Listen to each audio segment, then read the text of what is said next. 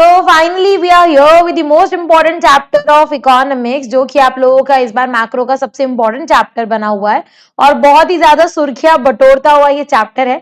तो आज इस चैप्टर को हम वन शॉट में कंप्लीट करने वाले हैं। वन शॉट कंप्लीट करने से मेरा सेंस क्या है वो मैं बता देती हूँ। पहले देखो, इस चैप्टर के अंदर ना दो पार्ट्स हैं बेटा, दो पार्ट्स, मेरे अकॉर्डिंग दो पार्ट्स है। अदरवाइज तुम्हारी स्कूल में तुम्हारी बुक्स में अलग अलग पार्ट्स हो सकते हैं। मेरे अकॉर्डिंग इस चैप्टर के अंदर एक है थियरी पोर्शन और एक है न्यूमेरिकल पोर्शन। ठीक है, एक है हमारा थियरी पोर्शन और एक है न्यूमेरिकल पोर्शन। और जो मैं आज करवाने जा रही हूँ ना वो मेरा है वो मेरा है थियरी वाला पोर्शन। ठीक है, मेरा आज का टारगेट है कि मुझे आप लोगों को इस चैप्टर की पूरी पूरी थियरी करवा देनी है। चलिए स्टार्ट करते हैं हम लोग हमारा थियरी ऑफ नेशनल इनकम। भाई अभी हम उस पॉइंट पे है जब जिस टाइम पे सबने नेशनल इनकम ना एक एक बार तो पढ़ ही लिया है, राइट। हम अभी उस टाइम पे आ चुके हैं, फेब एंडिंग है ऑलमोस्ट। तो मुझे ऐसा लगता है कि सबने नेशनल इनकम ना एक एक बार तो पढ़ ही लिया होगा। कमेंट बॉक्स में एक बार जल्दी से फटाफट से थम्स अप दे देना, वीडियो को लाइक कर देना और मुझे बता देना कि भाई सबने एक एक बार पढ़ा है या नहीं। ऐसे जितने भी लोग यहाँ पर है सब लोगों ने एक एक बार नेशनल इनकम को पढ़ ही लिया होगा, ऐसा मुझे लगता है। ठीक है, अब आप लोगों ने पढ़ तो लिया। इसमें आप लोगों ने देखा होगा मतलब नेशनल इनकम को एनएनपीएफसी से डिनोट कर रहे हैं। फिर हमारे पास जीडीपी एमपी आ रहा है, एनडीपी एमपी आ रहा है, कभी एनएनपीएफसी आ रहा है। भाई बहुत सारी चीजें आती है इसके अंदर। मतलब टोटल मिला के ये 8 भाई बहन है। टोटल मिला के देयर आर 8 एग्रीगेट्स हैं जो हम लोगों को यहाँ पे देखने और समझने हैं। ठीक है, 8 एग्रीगेट्स हैं टोटल जो हम लोग यहाँ पे देखेंगे और आज की क्लास में समझेंगे भी। तो क्या हमको इन 8 एग्रीगेट्स की जो डेफिनेशन है वो लर्न करनी है? नहीं, बिल्कुल नहीं। किसने बोला? नहीं लर्न करनी है। ये 8 एग्रीगेट की डेफिनेशन आपको लर्न करने की बिल्कुल भी जरूरत नहीं है बेटा। ठीक है, आपको मैं कुछ बेसिक कॉन्सेप्ट समझाऊंगी। उन बेसिक कॉन्सेप्ट के बेसिस पे आप ये जो 8 डेफिनेशंस है, ये जो 8 एग्रीगेट्स है, ये एग्रीगेट्स आप अपने आप सीख सकते हो, अपने आप इसकी डेफिनेशन बना सकते हो, आपको कोई प्रॉब्लम नहीं आएगी। ठीक है, तो ये 8 एग्रीगेट्स की डेफिनेशन कैसे बनेगी मैं आपको समझाती हूँ, लेकिन उसके लिए उसको समझने से पहले आपको 3 बेसिक चीजें समझनी पड़ेगी। ठीक है, 3 बेसिक चीजें कौन कौन सी है मैं आपको बता देती हूँ पहले, उसके बाद हम आगे बढ़ेंगे। सबसे पहली चीज जो है वो है नेट और ग्रॉस क्या होता है। ठीक है, what is the difference between net and gross. Net और ग्रॉस में क्या डिफरेंस होता है, इसका एग्जैक्ट मीनिंग क्या होता है। ठीक है, दूसरा जो मेजर आपको पढ़ना है वो है नेशनल और डोमेस्टिक में क्या डिफरेंस होता है। ठीक है, और नेशनल और डोमेस्टिक पे जाने के लिए क्या एडजस्टमेंट होते हैं। ठीक है, तीसरी जो मोस्ट इंपॉर्टेंट चीज है जिसका ध्यान आपको रखना है और आपको समझना है वो क्या है बेटा, तीसरी इंपॉर्टेंट चीज है आपका मार्केट प्राइस और फैक्टर कॉस्ट। ठीक है, market price and factor cost. ठीक है, ये 3 चीजें हैं बेटा जो आज की क्लास में आप लोगों को समझनी भी है और अच्छी तरह से देखनी भी है। ठीक है बेटा, तो ये 3 चीजें आप लोगों को अच्छी तरह से आनी चाहिए। ये 3 चीजें अगर आ जाएगी ना तो डेफिनेशन बनाना बहुत इजी हो जाएगा। ठीक है, ये 3 चीजें अगर आ जाएगी ना तो डेफिनेशन बनाना बहुत इजी हो जाने वाला है। पहला हम लोग ले लेते हैं, कौन सा हमारा फर्स्ट वाला बेटा, फर्स्ट हमारा है नेट एंड ग्रॉस वाला कॉन्सेप्ट। ठीक है, पहला हमारा कौन सा लॉजिक है, नेट एंड ग्रॉस वाला लॉजिक है। तो चलो इसी को पहले उठा के इसी को समझ लेते हैं। ओके, देखो एक होती है हमारी ग्रॉस वैल्यू और एक होती है हमारी net value. What is the difference between gross value and net value मैं आपको समझाती हूँ।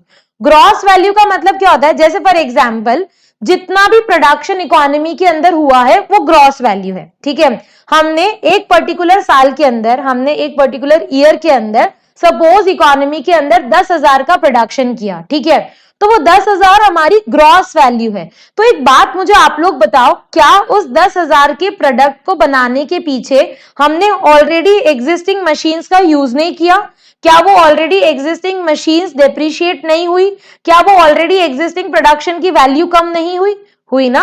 अगर 500 रुपए की एक टी शर्ट भी अगर आपने बनाई है तो 50 रुपए की तो मशीन भी डेप्रिशिएट हुई होगी ना, राइट। तो ग्रॉस और नेट में इतना सा ही डिफरेंस है बेटा कि जब हम ग्रॉस की बात करते हैं तो वो डेप्रिसिएशन इंक्लूड करके बताता है, लेकिन जब हम नेट की बात करते हैं तो उसमें हम डेप्रिसिएशन को क्या कर देते हैं, माइनस कर देते हैं। और जब हम नेट से ग्रॉस पे जाते हैं तो मतलब यहाँ पे ग्रॉस के अंदर डेप्रिसिएशन क्या है, इंक्लूडेड है। तो जब भी आपके सामने वर्ड आ जाए ना ग्रॉस, ठीक है, जब भी आपके सामने वर्ड ग्रॉस आ जाए तो इसका मीनिंग क्या है बेटा, ग्रॉस का मीनिंग होता है इंक्लूसिव ऑफ डेप्रिसिएशन। क्या होता है बेटा?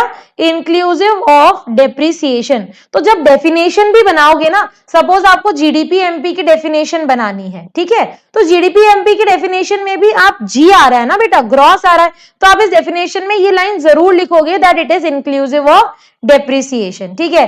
अगर इसमें नेट आ रहा होता, ठीक है, नेट आ रहा होता तो नेट को हम लोग लिखते हैं एक्सक्लूसिव ऑफ डेप्रिसिएशन। क्या लिखते हैं बच्चा पार्टी? एक्सक्लूसिव ऑफ डेप्रिसिएशन, ठीक है। ये हमारा क्या हो गया? इंक्लूसिव एंड एक्सक्लूसिव, ये मैंने आपको बता दिया, ठीक है। अब आगे बढ़ते हैं, ये हमारा फर्स्ट वाला हुआ है, यहाँ पे हमने नेट और ग्रॉस देखा है। अब अगर मैं सेकंड वाले की बात करूं ना, सेकंड वाला क्या है हमारा? सेकंड वाला बेटा हमारा है नेशनल एंड डोमेस्टिक, ठीक है। सेकंड वाला हमारा क्या है? National and domestic. अब दोनों का पहले ना मीनिंग समझना बहुत जरूरी है आप लोगों के लिए। डोमेस्टिक का मतलब होता है कि वो प्रोडक्ट मेरी कंट्री की बाउंड्री के अंदर प्रोड्यूस हुआ हो। डोमेस्टिक का मतलब क्या है? कि जो हमारा प्रोडक्ट है उसका प्रोडक्शन, ठीक है, उसका प्रोडक्शन मेरी कंट्री की अगर बाउंड्री के अंदर हुआ है, ठीक है, कंट्री की बाउंड्री के अंदर अगर हुआ है तो उस केस में हम उसको क्या बोलते हैं? डोमेस्टिक बोलते हैं। नेशनल का मतलब क्या है? कि अगर वो प्रोडक्ट मेरे रेसिडेंट ने बनाया है तो वो मेरा नेशनल प्रोडक्ट माना जाएगा। सो this is exactly the difference कि डोमेस्टिक का मतलब कि वो प्रोडक्ट मेरी कंट्री की बाउंड्री के अंदर बना है, और नेशनल का मतलब कि वो प्रोडक्ट मेरे रेसिडेंट ने बनाया है, ठीक है। तो ये डिफरेंस है बेटा। कंट्री की बाउंड्री के अंदर बाहर का बंदा भी बनाएगा तो भी चलेगा। ये मेरी कंट्री की बाउंड्री है, इसके अंदर फॉरेनर आके काम कर रहा है, प्रोडक्शन कर रहा है, तो भी वो मैं मेरी डोमेस्टिक इनकम में तो इंक्लूड करूंगी। आई बात समझ में? ठीक है, वो भी मैं मेरी डोमेस्टिक इनकम में जरूर इंक्लूड करूंगी। तो कोई बाहर का बंदा अगर आके मेरी कंट्री में प्रोडक्शन कर रहा है ना बेटा, तो वो मेरी डोमेस्टिक इनकम में काउंट होगा, वो मेरी नेशनल इनकम में काउंट नहीं होगा। क्योंकि नेशनल इनकम में देखती हूँ कि नॉर्मल रेसिडेंट ने बनाया है, ठीक है। नॉर्मल रेसिडेंट मतलब ऐसा बंदा जो मेरी कंट्री में रह के गुड्स बना रहा है या बाहर रह के बना रहा है, उसे कोई फर्क नहीं पड़ता, वो मेरा रेसिडेंट होना चाहिए, ठीक है। मैं नॉर्मल रेसिडेंट का कॉन्सेप्ट भी आपको क्लियर करूंगी, ठीक है बेटा। तो ये हमारा नेशनल और डोमेस्टिक हो गया। वर्ड्स क्या होंगे? अगर डोमेस्टिक आ जाता है किसी भी डेफिनेशन में तो आप क्या लिखोगे? Produced with in the domestic boundaries of a country in an accounting year. और अगर नेशनल वर्ड आ जाता है बेटा, तो नेशनल वर्ड आते ही what you are going to write? Produced by normal resident of the country in an accounting year. Definition frame कैसे करनी है वो अभी बताऊंगी, राइट। चलो, अब ये हमारी एक होती है फैक्टर कॉस्ट और एक होती है हमारी मार्केट प्राइस, ठीक है। मार्केट प्राइस आफ्टर गवर्नमेंट के एडजस्टमेंट आती है, मतलब गवर्नमेंट ने अगर कोई टैक्स लगाया है तो वो टैक्स ऐड करके और सब्सिडीज माइनस करके हम मार्केट प्राइस निकालते हैं। अब मैं तुमको डेफिनेशन बनाना सिखाती हूँ, ठीक है। बहुत इजीली आपको डेफिनेशन बनाना अभी यहाँ पे सिखाएंगे हम। देखो कैसे बनेगी डेफिनेशन। सपोज आपको बोला है जीडीपी एमपी की डेफिनेशन बना के दिखाओ। बहुत इजी, तुमको लगेगा कि यार ये कितना इजी था, हमको पता भी नहीं पड़ा, ठीक है। तुमको बोला है डिफाइन जीडीपी एमपी। कैसे डिफाइन करोगे मैं आपको बताती हूँ, ठीक है। हम कैसे डिफाइन करेंगे बेटा मैं आपको बताती हूँ। स्टार्टिंग, ठीक है। आप स्टार्टिंग कैसे करोगे? स्टार्टिंग आप करोगे मनी वैल्यू, क्योंकि इनकम है ना तो वो मनी की टर्म्स में होगी। Money value of all the final goods and services, of all the final goods and services, ठीक है। अब देखो, अब यहां पे समझना, ठीक है। यहां पे क्या लिखा है बेटा? सबसे पहले आपको देखना है डी लिखा है या एन लिखा है, ठीक है। डी लिखा है कि एन लिखा है? यहां पे क्या लिखा है? डी। डी लिखा है ना, तो मैं क्या लिखूंगी? Produced with in domestic territory of an economy in an accounting year, ठीक है। अब आगे क्या लिखे मैम? ये तो हमारी आधी डेफिनेशन हुई, अब इसके आगे क्या लिखेंगे? अब आगे का वर्ड देखो, ठीक है। ये देखो एमपी है ना, यहाँ पे अब नेक्स्ट आपको देखना है कि एमपी लिखा है कि एफसी। यहाँ पे लिखा है एमपी, तो आप क्या लिखोगे? वैल्यूड एट मार्केट प्राइस, ठीक है। वैल्यूड एट मार्केट प्राइस, आप क्या लिखोगे बच्चा party? Valued at market price. फिर आप देखोगे कि ग्रॉस है या नहीं। एंड में आपको जाके देखना है कि ग्रॉस है या नेट। अगर ग्रॉस है तो आप लिखोगे इंक्लूसिव ऑफ डेप्रिसिएशन। देखो बन गई definition. money value of all the final goods and services produced within domestic territory of an Indian economy in an accounting year valued at market price and inclusive of depreciation. हो गया, बस खत्म, बन गई definition. देखो बन गई definition. समझ गए कैसे बनाई डेफिनेशन? बहुत इजीली किसी की भी डेफिनेशन बन सकती है. ठीक है, यहीं पर अगर सपोज, ठीक है, अब अपन इसकी वैल्यूज चेंज कर देते हैं ना, हम इसकी जगह कुछ और लिख देते हैं. अब हम लिख देते हैं कि हमको एनएनपीएमपी की डेफिनेशन बनानी है. ठीक है, हमको किसकी डेफिनेशन बनानी है बच्चा पार्टी? हमको बनानी है एनएनपीएमपी की डेफिनेशन. अब क्या करें? ठीक है, अब क्या लिखेंगे? देखो, अब ना स्टार्टिंग तो सेम रहेगी, स्टार्टिंग में तो कोई चेंज आना ही नहीं है. ठीक है, स्टार्टिंग में तो कोई चेंज नहीं आना है, स्टार्टिंग तो सेम ही रहने वाली है. तो आगे क्या चेंज होगा? देखो मैं आपको बताती हूँ कि आगे क्या चेंज होगा.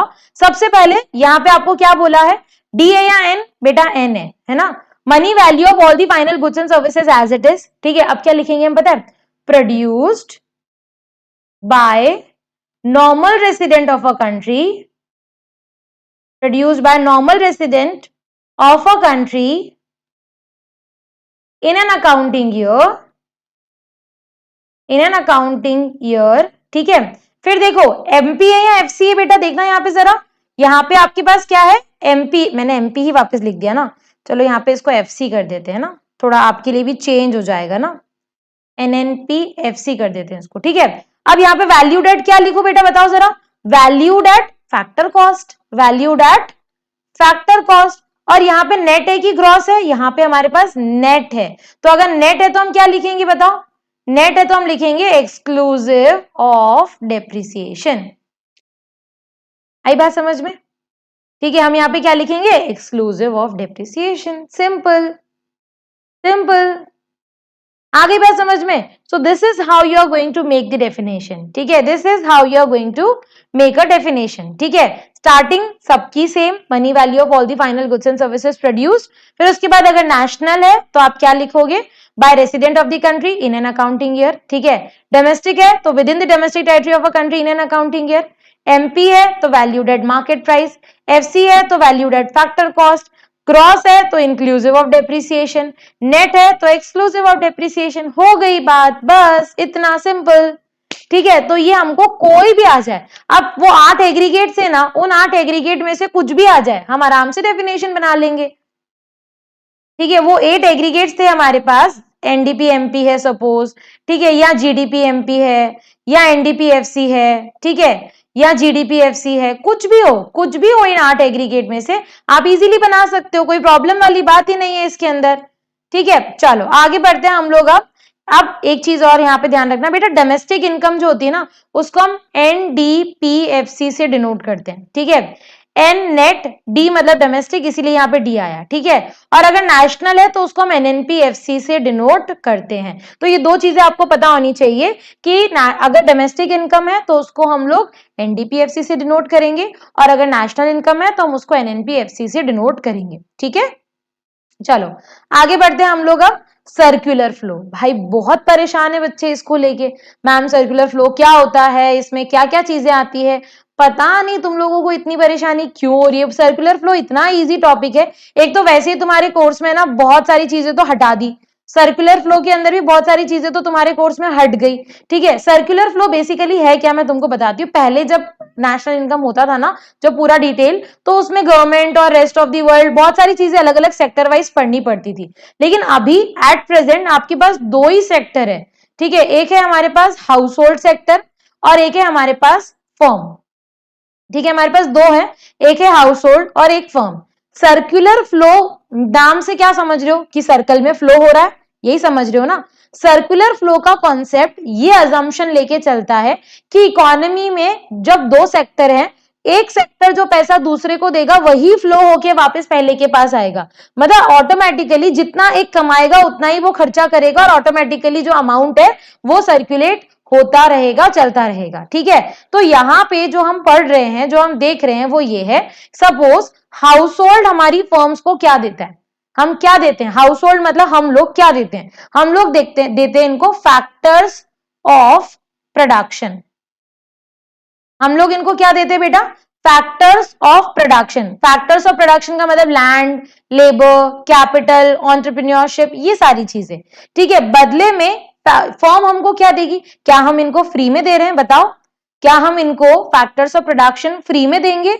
नहीं, बिल्कुल भी नहीं, बिल्कुल भी नहीं। फर्म हाउस होल्ड को बदले में क्या देगी बेटा? फर्म हाउस होल्ड को बदले में क्या देगी? Factor payment. ठीक है, फैक्टर पेमेंट, या इसको तुम फैक्टर इनकम भी बोल सकते हो। ठीक है, अगर लैंड है तो उस पे रेंट आएगा, ठीक है, लेबर है तो उसको वेजेस मिलेंगे, कैपिटल है तो उस पे इंटरेस्ट आएगा, एंटरप्रेन्योर है तो उसको प्रॉफिट मिलेगा। ठीक है, तो ये सारी चीजें फर्म हाउस होल्ड को देगी। ठीक है, आगे देखो नेक्स्ट क्या है हमारे पास आगे इसके अंदर।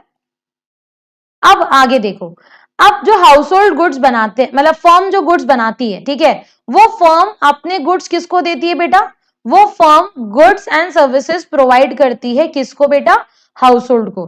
तो क्या ये गुड्स एंड सर्विसेज फ्री में देती है? बताओ, क्या ये गुड्स एंड सर्विसेज फ्री में देती होगी? नहीं बेटा, इसका कंजप्शन एक्सपेंडिचर भी जाता होगा, है ना? तो इसका कंजप्शन एक्सपेंडिचर, ठीक है, consumption expenditure of goods and services house hold बदले में फर्म को देता है। मतलब जितना इन्होंने फैक्टर पेमेंट से कमाया उतना ही इन्होंने गुड्स एंड सर्विसेज पे लगा दिया। यहाँ पे तुमको दो कलर्स दिख रहे होंगे, है ना? यहाँ पे तुमको दो कलर्स दिख रहे होंगे बेटा।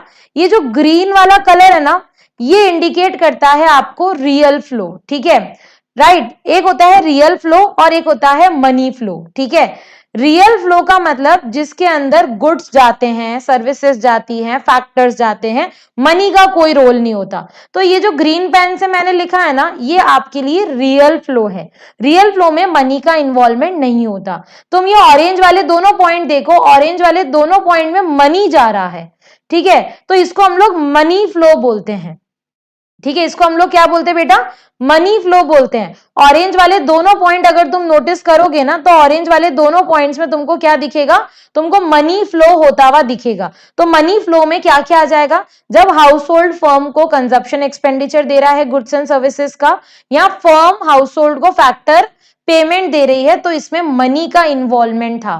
ठीक है, तो it refers to flow of monetary payment from firm to household for their factor services and in return monetary payment from household to firm against their goods and services।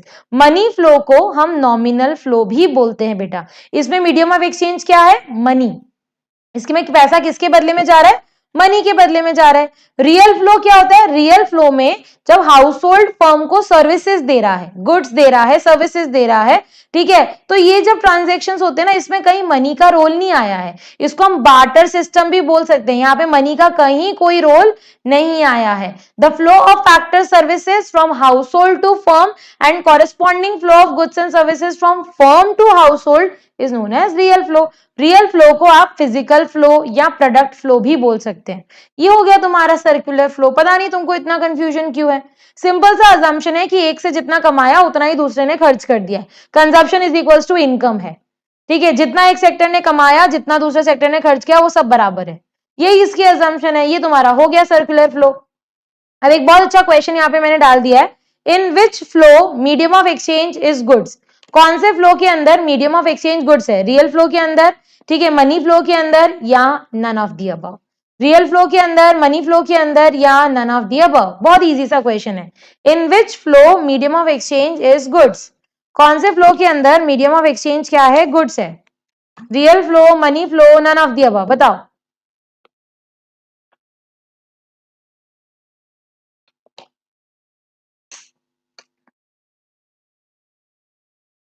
Okay, so maximum मुझे लगता है यहाँ पे सही answer होंगे। Goods की बात करिए तो भाई गुड्स तो रियल फ्लो के अंदर होते हैं, तो आंसर हमारा क्या हो जाएगा? रियल फ्लो हो जाएगा। ठीक है, next what we have, which flow is known as nominal flow.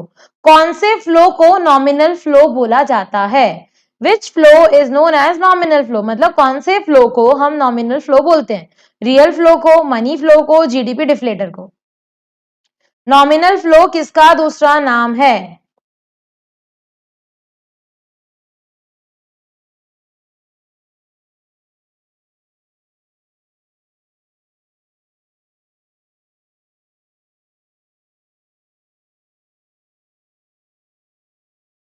Okay, सो यहाँ पे आंसर आए हैं बी, मनी फ्लो का नाम दूसरा नाम होता है nominal flow. That is absolutely correct answer.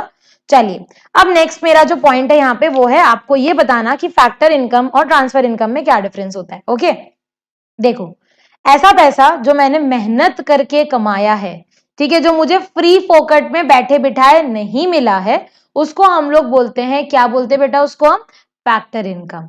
तो that money which we have earned, मतलब ऐसा पैसा जो हमने कमाया है, जो हमको फ्री फोकट में नहीं मिला है, दैट वी हैव अर्नड, हमने कुछ ना कुछ दिया है। ये बाइलेटरल होगा, ये कभी भी सिंगल नहीं होगा। ऐसा नहीं है कि मतलब बस मिल गया, ऐवे ही मिल गया, नहीं, ये दिस इज बायलेटरल, मतलब मैंने कुछ दिया, बदले में मुझे पैसा मिला, तो ये मैंने कमाया हुआ पैसा है। ठीक है, एक है हमारा ट्रांसफर इनकम। ठीक है, ट्रांसफर इनकम का एग्जांपल दूं, तुम्हारे घर पे रिलेटिव्स आए, ठीक है, वो रिलेटिव्स जाते जाते ना तुम्हारे मतलब एक लेके कि ये बच्चे के लिए ये पैसे हम उसको दे रहे हैं, राइट, मतलब बैठे बिठाए खुशी मिल गई यार, मतलब बैठे बिठाए तुम लोगों को तो क्या मिल गया, फ्री फोकट की इनकम हो गई तुम्हारी। तो ठीक है, तो ट्रांसफर इनकम मतलब क्या होता है, जो बैठे बिठाए मिल जाता है, मतलब हमने कुछ किया नहीं उसके लिए।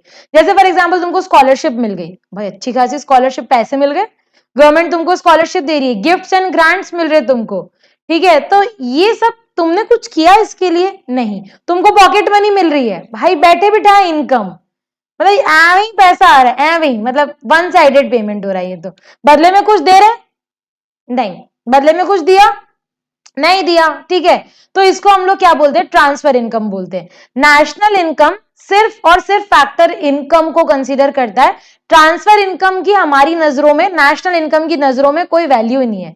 ऑल्दो हमको सेटिस्फैक्शन बहुत मिलता है ट्रांसफर इनकम से, लेकिन ट्रांसफर इनकम की नेशनल इनकम की नजरों में कोई वैल्यू नहीं है। ठीक है, तो यहाँ पे हमारे पास देखो दो डिफरेंसेस है, मैं आपको बता रही हूँ क्या क्या डिफरेंस है, यहाँ पे समझना। पहले तो मीनिंग, फैक्टर इनकम क्या है बेटा, it refers two factor income received by factors of production by rendering services या सेलिंग ऑफ गुड्स। आपने कुछ बेचा, आपने कुछ सर्विसेज प्रोवाइड की, बदले में आपको इनकम मिली, that is factor income, justified. Transfer income, it is the income received without rendering any services, भाई कुछ नहीं दिया तुमने, ना कुछ बेचा ना कुछ दिया, ठीक है, वो तुम्हारी ट्रांसफर इनकम है, राइट। अच्छा, नेशनल इनकम में किसको इंक्लूड करेंगे, फैक्टर को करेंगे, ट्रांसफर को नहीं करेंगे। ठीक है, ये जो फैक्टर इनकम है ना, दिस इज अर्निंग कॉन्सेप्ट, कमाया यार, कमाया हुआ पैसा है। ट्रांसफर इनकम रिसीट, बैठे बिठाए मिला, हाथ में आ गया, तो ये रिसीट कॉन्सेप्ट है। फैक्टर इनकम आपका अर्निंग कॉन्सेप्ट है। ठीक है, एग्जांपल्स की अगर हम बात करें तो factor income is rent, profit, wages. Transfer income is old age pension, charity. ठीक है, ये आपका क्या हो जाएगा, ये आपके दोनों का यहाँ पे मीनिंग आ गया। ओके, अच्छा, एक यहाँ पे बहुत इंपॉर्टेंट क्वेश्चन आ जाता है, जो बच्चे बहुत कंफ्यूज हो जाते हैं। मैं आपको वो क्वेश्चन बता देती हूँ कि वो क्वेश्चन क्या है। देखो, एक होती है रिटायरमेंट पेंशन, ठीक है बेटा, एक होती है रिटायरमेंट पेंशन और एक होती है ओल्ड एज पेंशन, दोनों में डिफरेंस है। ठीक है, एक होती है रिटायरमेंट पेंशन और एक होती है ओल्ड एज पेंशन, दोनों में डिफरेंस होते बेटा। ठीक है, व्हाट इज द डिफरेंस, मैं आपको बताती हूँ क्लियरली। रिटायरमेंट पेंशन का मतलब क्या है, रिटायरमेंट पेंशन का मतलब ऐसा पैसा, ठीक है, रिटायरमेंट पेंशन का मतलब ऐसा पैसा जो आप ही की कमाई में से रखा गया है। जैसे फॉर एग्जांपल मैं कहीं जॉब कर रही हूँ, वो मेरी ही अर्निंग में से हर महीने थोड़ा थोड़ा थोड़ा थोड़ा पैसा काटते रहते हैं, ताकि जब मैं रिटायर हो जाऊंगी तो मुझे वो पैसा मिल जाएगा। वो मेरी अर्न की हुई इनकम का कुछ कुछ पोर्शन उन्होंने इकट्ठा करके मुझे रिटायरमेंट के टाइम पे, जब मैंने वो जॉब छोड़ी, तो मुझे वो सारा पैसा क्लब करके दे दिया। तो क्या रिटायरमेंट का पैसा जो मुझे मिला है वो मैंने कमाया नहीं था, मुझे बैठे बिठाए फ्री फोकट का मिला है, नहीं, वो मेरी फैक्टर इनकम है। तो retirement pension is a factor income बेटा, वो आपने कमाया है, वो आपका कमाया हुआ पैसा है। ठीक है, ओल्ड एज पेंशन क्या होती है, जो भी गवर्नमेंट एम्प्लॉइज होते हैं, जनरली प्राइवेट सेक्टर में नहीं होता है, लेकिन यस, अगर ओल्ड एज पेंशन हमारी है, ठीक है, ओल्ड एज पेंशन के केस में वो जो पैसा होता है ना बेटा, वो फ्री फोकट का मिल रहा है, मतलब आराम से जो एजेड लोग हैं वो ना कुछ सर्विसेज दे रहे हैं, वो गवर्नमेंट उनको सपोर्ट करने के लिए फ्री का पैसा उनको दे रही है, मतलब सैलरी मिल रही है बिना काम किए। एक तरह से ओल्ड एज पेंशन का मतलब यही होता है ना, कि सैलरी मिल रही है बिना काम किए, तो that is one sided payment ना, वो ट्रांसफर इनकम है। ठीक है, वो हमारी क्या है, ट्रांसफर इनकम है। चलिए, तो ट्रांसफर इनकम एंड यहाँ पे मैंने आपको बता दिया, ये क्वेश्चन आ जाता है एग्जाम में, कैसे कैसे आएगा पता है, whether retirement pension is included in national income और नॉट। क्वेश्चन ये नहीं पूछेगा कि रिटायरमेंट पेंशन फैक्टर इनकम है या ट्रांसफर इनकम, क्वेश्चन बोलेगा retirement pension will be included in national income और नॉट, गिव रीजन, ठीक है, गिव रीजन। तो आपको क्या रीजन देना बेटा, retirement pension is included in national income because it is a factor payment, ठीक है, फैक्टर इनकम है, फैक्टर पेमेंट है, इसीलिए इसको इंक्लूड करेंगे। Old age pension is transfer payment, transfer payment को हम प्यार से बोलते हैं टीपी, ठीक है, ट्रांसफर पेमेंट को हम प्यार से बोलते हैं टीपी, ठीक है, तो ये हमारा टीपी है, टीपी को हम इंक्लूड नहीं करेंगे। Okay done. चलिए नेक्स्ट कॉन्सेप्ट पे आते हैं हम, स्टॉक और फ्लो, ठीक है, बहुत इजी सा कॉन्सेप्ट है। तुमने ना अपने घर में वाटर टैंक, यहाँ देखो ये बॉटल है, ठीक है, इस बॉटल के अंदर पानी स्टोर करके रखा है हम लोगों ने, इसको किसी भी पर्टिकुलर टाइम पे उठा के मैं देखूंगी तो इसके अंदर जितना भी ml वाटर होगा मैं उसको मेजर कर लूंगी, ठीक है, 1 घंटे बाद 2 घंटे बाद जब भी उठाऊंगी तो ml मेजर करना है, हो गया काम, राइट। एक होता है ये वाला पानी, राइट, एक है रिवर में जो वाटर फ्लो हो रहा है, रिवर में जो पानी जा रहा है, ठीक है, वो रिवर का पानी किसी स्पीड से जाता है ना, वो एक स्पीड से जा रहा है, ओके। तो एक होता है हमारा स्टॉक कॉन्सेप्ट और एक होता है हमारा फ्लो कॉन्सेप्ट। स्टॉक कॉन्सेप्ट आप किसी भी पॉइंट ऑफ टाइम पे मेजर करोगे और क्वांटिटी निकाल लोगे। फ्लो कॉन्सेप्ट आप पॉइंट ऑफ टाइम पे मेजर नहीं कर सकते, फ्लो कॉन्सेप्ट को आप पीरियड ऑफ टाइम पे मेजर करते हो। Water is flowing at the rate of this speed per hour, ठीक है, यहाँ वाटर इज जो भी हम करते हैं कि हाँ हमारी जो, जैसे for example I am earning 1 lakh rupees per month, so this is flow, क्योंकि इसके अंदर आपको एक पर मंथ पर, जरूरी नहीं है वो सेम रहे, चेंजेस आते रहते हैं। तो आपका जो स्टॉक होता है ना बेटा, ये स्टॉक आपका स्टैटिक कॉन्सेप्ट होता है, मतलब एक फिक्स्ड कॉन्सेप्ट होता है, जबकि हमारा जो फ्लो होता है ना, ये हमारा वेरिएबल कॉन्सेप्ट होता है, ये चेंज होता रहता है, ठीक है। जैसे फॉर एग्जांपल गोडाउन में गुड्स पड़े हैं, ठीक है, गोडाउन में गुड्स पड़े हैं तो वो स्टॉक कॉन्सेप्ट है। सेल्स हो रही है, सेल्स तो पर डे पर मंथ पर टाइम ऐसे चेंज होती रहेगी ना, तो जब हम किसी भी चीज को टाइम वेरिएबल के साथ मेजर करते हैं उसको फ्लो बोला जाता है, ठीक है। स्टॉक कॉन्सेप्ट क्या है, any economic variable which is calculated at a particular point of time. जब हम पर्टिकुलर पॉइंट ऑफ टाइम पे किसी भी वेरिएबल को मेजर करते हैं तो वो स्टॉक वेरिएबल होता है, ठीक है। Any economic variable which is calculated during a period of time, अगर मैं पीरियड ऑफ टाइम पे मेजर करूंगी तो उसको फ्लो बोलेंगे, ठीक है। Stock is a static concept और फ्लो हमारा डायनेमिक होता है, इसमें टाइम डायमेंशन नहीं आता, कभी भी मेजर कर लो कोई प्रॉब्लम नहीं है, इसमें टाइम डायमेंशन आ जाता है, जैसे फॉर एग्जांपल पर आवर, ठीक है, पर मंथ, ठीक है, per month, right, per year, per week, ये कैसे भी आ सकता है, राइट। अमाउंट ऑफ मनी जो आपकी तिजोरी में पड़ा रहता है उसको स्टॉक बोला जाता है। टैंक के अंदर जो वाटर है वो स्टॉक है, ठीक है। आप कितना खर्चा कर रहे हो, your consumption expenditure, your spendings, your savings, ये सारी चीजें चेंज होती रहती है ना, तो इसको फ्लो बोलेंगे, ठीक है। Water in river, this is also flow, okay. चलिए नेक्स्ट वाला टॉपिक आ गया आपके सामने, इसका नाम है लीकेज एंड इंजेक्शन, ठीक है। See what is leakage and injection, मैं आपको बताती हूँ। आपको स्टॉक एंड फ्लो सबको समझ आ गया ना, सबको समझ आ गया ना स्टॉक एंड फ्लो, ओके। अब नेक्स्ट ना टॉपिक समझो लीकेज एंड इंजेक्शन। देखो ये मैंने आपको बताया, इधर हाउस होल्ड सेक्टर है, ठीक है, इधर हमारी फर्म्स है, ये हाउस होल्ड है, ये फर्म है। अब आप समझना इस चीज को, बहुत ईजी है, बहुत ईजी।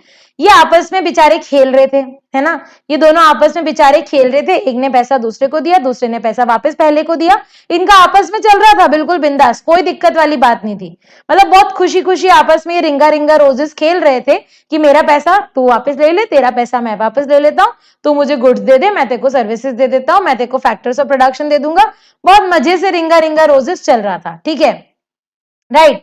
अब क्या हुआ बेटा, आप समझना, अब दिक्कत कहां आई, ठीक है, दिक्कत कहां आई, जब लीकेज एंड इंजेक्शन होने लगे, जब इस सर्कुलर फ्लो में से पैसा निकालने लग गया कोई, ठीक है, तो उसको लीकेज बोलेंगे। जैसे फॉर एग्जांपल गवर्नमेंट ने टैक्स का पैसा निकाल लिया, गवर्नमेंट ने टैक्स का पैसा निकाल लिया, 100 रुपए फ्लो हो रहे थे, गवर्नमेंट ने 2 रुपए टैक्स ले लिया, हो गया लीकेज, हो गया, ठीक है। लीकेज हुआ या नहीं हुआ बताओ, तुम ही बता दो, लीकेज हो गया या नहीं हो गया, लीकेज हुआ ना, राइट। या फिर ये हाउस होल्ड ने कुछ दिमाग लगाया, हाउस होल्ड ने बोला हमको इंडिया का सामान नहीं मांगता है, ठीक है, हम तो बाहर से मंगाएगा, ठीक है।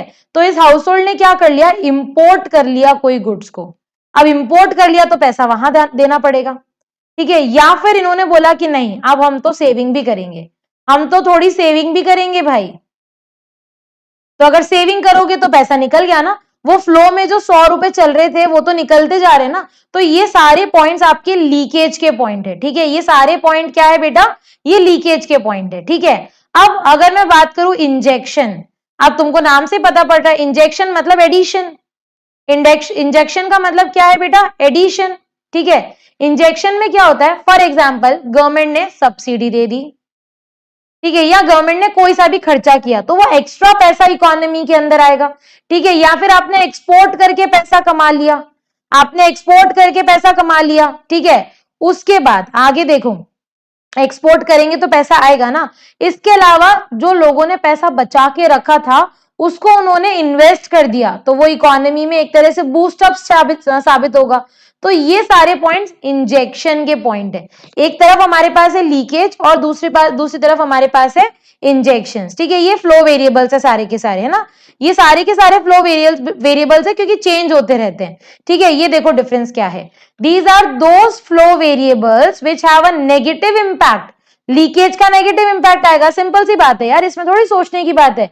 Leakage have negative impact on the process of production और income generation, whereas injection अगर होगा तो इंजेक्शन का पॉजिटिव इंपैक्ट आएगा। So these are those flow variable which causes an increase in the process of production. Okay, अगर मैं cash flow की बात कर रही हूं तो कैश फ्लो के अंदर यहां पे तो क्या हो जाएगा, विड्रॉल ऑफ मनी, और यहां पे क्या हो जाएगा, एडिक्शन नहीं, addition no, addition of money. Example saving import taxes, यहाँ पे investment export government, right. So this is exactly what is leakage and what is injection. This is important, हाँ क्वेश्चन आ सकता है, आपको ध्यान रखना है, ठीक है। क्वेश्चन आ सकता है, you have to make sure कि आप इसको अच्छी तरह से समझोगे, ठीक है। अब now this is very important और इसका क्वेश्चन एग्जाम में आने के चांसेस हैं पूरे और आपको अच्छी तरह से पता होना चाहिए। इस पे थोड़ा सा डिटेल डिस्कशन हम लोग करेंगे क्योंकि मुझे लगता है कि आपको ये पता होना चाहिए, ठीक है। मैं एक ब्लैंक स्लाइड ले लेती हूँ और उस ब्लैंक स्लाइड पे पहले मैं आपको एक्सप्लेन कर देती हूँ कि भाई लीकेज क्या होता है और इंजेक्शन क्या होता है, ठीक है। आ जाओ, सॉरी लीकेज ने रियल और नॉमिनल, देखो मैं तुमको बताती हूँ। एक है रियल जीडीपी, ठीक है, एक है हमारा नॉमिनल जीडीपी।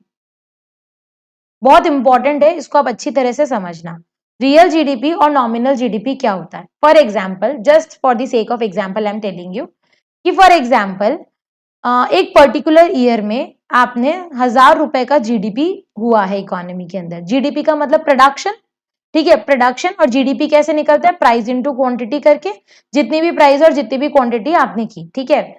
अगर आप जो भी आपका आउटपुट है, ठीक है, रियल जीडीपी बोलता है कि जो भी आपका आउटपुट है अगर आप उसको बेस ईयर की प्राइस पे मेजर करोगे, जो भी आपका आउटपुट है उसको आप अगर बेस ईयर की प्राइस पे मेजर करोगे तो उसको रियल जीडीपी बोला जाएगा। नॉमिनल जीडीपी क्या होता है पता है, जो भी आपका आउटपुट है अगर आप उसको करंट ईयर की प्राइस पे मेजर करोगे, करंट ईयर की प्राइस पे अगर हम मेजर करेंगे तो उसको नॉमिनल जीडीपी बोला जाएगा। अब हमारे माइंड में क्वेश्चन आता है क्या ही फर्क पड़ता है, क्या ही फर्क पड़ता है, नॉमिनल करो या करंट, मतलब बेस ईयर पे करो या प्राइस तो प्राइस ही रहती है। नहीं बेटा, ऐसा नहीं होता। देखो, हो सकता है कि आपने पहले भी 1000 यूनिट्स ही बनाए थे, आपने अभी भी 1000 यूनिट्स ही बनाए हैं, ठीक है। ये आपका 2020 का प्रोडक्शन है, ये आपका 2022 का प्रोडक्शन है, ठीक है। बेस ईयर की प्राइस मतलब एक ऐसी प्राइस जो मिनिमम फ्लक्चुएशंस के साथ हुई है। सपोज वो प्राइस है 10, तो आपका जीडीपी कितना आया, 10,000। वही अगर आप करंट ईयर की प्राइस देखोगे तो इन्फ्लेशन आ गया इकोनॉमी में, 2020 के बाद 2022 की बात करूं तो मार्केट में प्राइसेस बढ़ गई, तो ये आपका 12 रुपए की प्राइस हो गई और आपका जीडीपी आ गया 12,000। टेक्निकली क्या जीडीपी इंक्रीज हुआ है? अगर मैं टेक्निकली अपने दिल से पूछूं और अपना दिमाग लगाऊं, यहाँ पे दिल और दिमाग दोनों लगा के देखूं, तो मेरे को तो यहाँ पे दिख रहा है कि जीडीपी इंक्रीज हो गया, 10 से 12,000 हो गया। लेकिन टेक्निकली प्रोडक्शन तो बढ़ा ही नहीं ना, प्रोडक्शन तो पहले भी 1000 ही था और अभी भी 1000 ही है, ठीक है। ये जो जीडीपी आपको बढ़ा हुआ दिख रहा है ना बेटा, ये किसकी वजह से दिख रहा है बताओ? ये बढ़ा हुआ जीडीपी आपको दिख रहा है only and only because of the price, क्योंकि प्राइस बढ़ गई, ठीक है, क्योंकि प्राइस बढ़ गई इसीलिए आपको जीडीपी बढ़ा हुआ दिख रहा है। वही अगर मैं बेस ईयर की ही प्राइस लेती, मैं 10 ही लेती यहाँ पे, तो मेरे को क्लियर पिक्चर पता पड़ती कि जीडीपी तो बढ़ा ही नहीं है। अगर मैं यहाँ पे बेस ईयर की प्राइस लेती तो मुझे क्लियर पिक्चर पता पड़ जाती कि जीडीपी बढ़ा ही नहीं है, राइट। तो रियल और नॉमिनल में यही डिफरेंस है बेटा, है ना। हमारा जो रियल जीडीपी है ना वो रियल जीडीपी बोलता है आप आउटपुट करंट ईयर का ले लो, ठीक है, लेकिन आप प्राइस हमेशा किसकी लो बेटा, प्राइस हमेशा बेस ईयर की लो, ठीक है। आपने 2020 में 100 यूनिट्स बनाए, आपने 2021 के अंदर 110 यूनिट बनाए, आपने 2022 के अंदर 120 यूनिट बनाए, लेकिन आप हमेशा प्राइस बेस ईयर की लो ताकि आपको एग्जैक्ट सिचुएशन पता पड़ सके कंट्री की कि आपका जीडीपी कितना इंक्रीज हो रहा है। अदरवाइज अगर आप प्राइसेस भी बढ़ाते चलोगे ना तो आपका जीडीपी तो इन्फ्लेटेड ही दिखेगा ना, बढ़ा हुआ ही दिखेगा, चाहे आउटपुट बढ़े ना बढ़े आपका जीडीपी बढ़ा हुआ ही दिखने वाला है फिर तो, राइट। और नॉमिनल जीडीपी क्या बोलता है, नॉमिनल जीडीपी बोलता है कि आप क्वांटिटी भी करंट ईयर की लो और प्राइस भी आप करंट ईयर की लो, ठीक है। उसमें प्राइस जो होती है वो हम किसकी लेते हैं, करंट ईयर की लेते हैं। अब तुम एक दिमाग लगाना बेटा, ठीक है, बहुत इजी सा एक कॉन्सेप्ट है, मैं समझा रही हूं। रियल जीडीपी कब इंक्रीज होगा, रियल जीडीपी तब इंक्रीज होगा जब आपकी क्या बढ़ेगी, क्वांटिटी बढ़ेगी। रियल जीडीपी तभी इंक्रीज होगा जब आपकी क्वांटिटी बढ़ेगी। वेयर नॉमिनल जीडीपी कब इंक्रीज होगा, नॉमिनल जीडीपी अगर आपकी क्वांटिटी इंक्रीज हो गई तब भी नॉमिनल जीडीपी बढ़ जाएगा, अगर आपकी प्राइस इंक्रीज हो गई तब भी नॉमिनल जीडीपी बढ़ जाएगा। तो नॉमिनल जीडीपी जो है वो दोनों केसेस में इंक्रीज हो जाएगा, ठीक है। अगर मैं तुमसे पूछूं which is reliable, which is exactly जिसको कहते हैं ना विच इज रिलायबल कॉन्सेप्ट, तो भाई रिलायबल कॉन्सेप्ट क्या है बेटा, रिलायबल कॉन्सेप्ट इज हमारा रियल जीडीपी। हाँ देखो ये रहा रियल एंड नॉमिनल जीडीपी। अब जो मैंने अभी आपको बताया ना वही लैंग्वेज फॉर्म में देखते हैं कि उसको लैंग्वेज फॉर्म में हमको कैसे लिखना है। रियल जीडीपी क्या होता है, it is the value of the current output at base year price. जब हम बेस ईयर की प्राइस पे करंट आउटपुट को देखते हैं तो उसको रियल जीडीपी बोला जाता है। नॉमिनल जीडीपी क्या होता है, it is the value of output at current year price, ठीक है। चेंज कब होता है real GDP, it will increase only when output of goods and services increase. ये कब इंक्रीज होगा, जब आउटपुट इंक्रीज होगा। ये कब इंक्रीज होगा बेटा, व्हेन आउटपुट इंक्रीजेस और करंट प्राइसेस इंक्रीजेस, दोनों ही केसेस में इंक्रीज हो जाएगा। रिलायबल कौन सा है, ये मोर रिलायबल है एज कंपेयर टू नॉमिनल, ठीक है। अच्छा इन्फ्लेशन का इंपैक्ट आपको किस में देखने को मिलेगा, आपको रियल में इन्फ्लेशन का इंपैक्ट नहीं देखने को मिलेगा क्योंकि इसमें प्राइसेस क्या रहती है, कांस्टेंट रहती है, ठीक है। इसको हम लोग दूसरे नाम अगर बात करें तो ये हमारा GDP at GDP at constant price भी बोलते हैं इसको। ये जो हमारा है ना लॉजिक कॉन्सेप्ट, इसको हम जीडीपी एट, यहां लिख देती हूं, जीडीपी एट कांस्टेंट प्राइस भी बोलते हैं, ठीक है। और इसको हम जीडीपी एट करंट प्राइस भी बोलते हैं, ठीक है। ये हमारा क्या हो गया, रियल एंड नॉमिनल जीडीपी हो गया। Okay done. चलो अब नेक्स्ट हमारा जो टॉपिक है, what that topic is final and intermediate goods. की फाइनल गुड्स और इंटरमीडिएट गुड्स क्या होते हैं, देखो दो गुड्स होते हैं, एक होते हैं फाइनल, एक होते हैं इंटरमीडिएट। फाइनल गुड्स वो गुड्स होते हैं जो कि सारी प्रोडक्शन क्रॉस करके आगे आ चुके हैं, मतलब रेडी टू यूज गुड्स है। ये फाइनल कंज्यूमर, ये कौन यूज करेगा, फाइनल गुड्स हमारा फाइनल कंज्यूमर यूज करेगा, ठीक है। So all the goods are used for final consumption और फाइनल इन्वेस्टमेंट, इसको हम लोग क्या बोलेंगे, फाइनल गुड्स बोलेंगे। अगर मैं इंटरमीडिएट गुड्स की बात करूं तो इंटरमीडिएट गुड्स क्या होते हैं, all the goods are use इधर फॉर फर्दर प्रोडक्शन, ठीक है, या तो फर्दर प्रोडक्शन तक के लिए यूज होंगे या फिर resale in the same year, ठीक है। ये इंटरमीडिएट गुड्स को हम प्रोड्यूसर गुड्स भी बोलते हैं, ठीक है। ये जो होते हैं इसको हम लोग क्या बोलते हैं, इसको हम प्रोड्यूसर गुड्स भी बोलते हैं। तो इंटरमीडिएट गुड्स का मतलब क्या होता है, इंटरमीडिएट गुड्स का मतलब होता है ऐसे गुड्स जिसको हम लोग रीसेल के लिए लेंगे या फिर उसको वापस से प्रोडक्शन प्रोसेस में डाल दिया जाएगा। और जरूरी नहीं है कि हर इंटरमीडिएट गुड्स, हो सकता है बहुत बार इंटरमीडिएट और फाइनल सेम भी होते हैं। जैसे फॉर एग्जाम्पल शुगर है, ठीक है, शुगर फाइनल है या इंटरमीडिएट, ये डिपेंड करता है कि उसको यूज कैसे किया जा रहा है। तो एक ही प्रोडक्ट फाइनल भी हो सकता है, इंटरमीडिएट भी हो सकता है, लेकिन when we are categorising it ना, so we have to make sure कि इसका यूज क्या हो रहा है, ठीक है। कैटेगराइजेशन में यूज देखा जाता है जब हम इसको कैटेगराइज करेंगे। अगर मैं शुगर की बात कर रही हूं तो sugar can be both intermediate as well as final. If it is used by the ultimate consumer then it is final goods, if it is used by the bakery owner या फिर कोई और रेस्टोरेंट ओनर यूज कर रहा है तो इस case में वो इंटरमीडिएट गुड बन जाएगा। क्लियर? इंटरमीडिएट गुड्स को हम नेशनल इनकम में इंक्लूड नहीं करते हैं, वेयरएज फाइनल गुड्स को हम नेशनल इनकम में इंक्लूड करते हैं। ठीक है, आई बात समझ में? Final goods are included whereas intermediate goods are not included. अगर आगे देखिए प्रोडक्शन प्रोसेस वाला पॉइंट, तो क्या लिखा है देखो, These do not pass through production process। ये जो गुड्स है ये प्रोडक्शन प्रोसेस से पास नहीं होते, ये कंप्लीट बन चुके हैं, अब ये रेडी टू यूज है बाय कंज्यूमर्स। दे पास थ्रू प्रोडक्शन प्रोसेस, इनको या तो रीसेल किया जाएगा या इनको वापस कन्वर्ट करके कुछ और बनाया जाएगा। इंक्लूजन की अगर बात करें, so they are included and they are not included. ठीक है, इसको हम इंक्लूड करते हैं, इसको हम इंक्लूड नहीं करते हैं। Okay, purchase of rice milk bye consumers, purchase of milk bye restaurants. ठीक है, रेस्टोरेंट अगर ओनर कोई खरीद रहा है तो वो इंटरमीडिएट गुड्स है। अगेन आई एम रिपीटिंग, कोई गुड्स फाइनल है या इंटरमीडिएट है, ये डिपेंड करता है कि वो यूज कब और कैसे हो रहा है। ठीक है, कोई भी गुड अगर फाइनल है या इंटरमीडिएट है तो ये उसके यूज पे डिपेंड करता है कि how you are using that good, right? उसी को हम लोग क्या बोलते हैं, उसी को हम लोग फाइनल इंटरमीडिएट बोलते हैं। ठीक है, चलो यहाँ पे कुछ अब क्वेश्चन है, एक दो एमसीक्यू, उसके बाद हम नेक्स्ट टॉपिक पे आएंगे। Amount of money is an example of, amount of money is an example of, अगर अमाउंट ऑफ मनी आपकी तिजोरी में पैसा पड़ा है, amount of money, just simple amount of money, ठीक है, तो ये किसका एग्जाम्पल है? स्टॉक, फ्लो, लीकेज या नन ऑफ द अबव? बहुत ही इजी क्वेश्चन है, बहुत easy. Amount of money is an example of stock, flow, leakage या नन ऑफ द अबव। ठीक है, तो सिंपली हमारा आंसर यहाँ पे क्या हो जाएगा? तुमको आता है ये क्वेश्चन, बहुत इजी है। जो भी बच्चे यहाँ पे मुझे देख रहे हैं ना, फटाफट से यहाँ पे मुझे आंसर दे देना, बहुत इजी क्वेश्चन है। आंसर हमारा क्या है? आंसर हमारा है स्टॉक। ठीक है, आंसर हमारा क्या है? स्टॉक। ठीक है, next question, which is not a reliable index. ठीक है, which is not a reliable index, which is not a reliable index, बताओ, which is not a reliable index? Nominal GDP, real GDP, factor income या none of the above?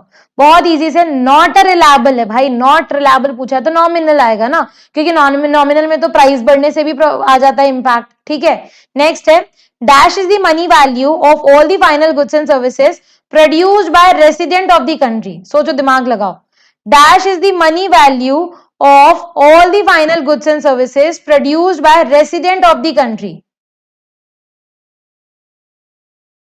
Dash is the money value of all the final goods and services produced by the resident of the country। बताओ,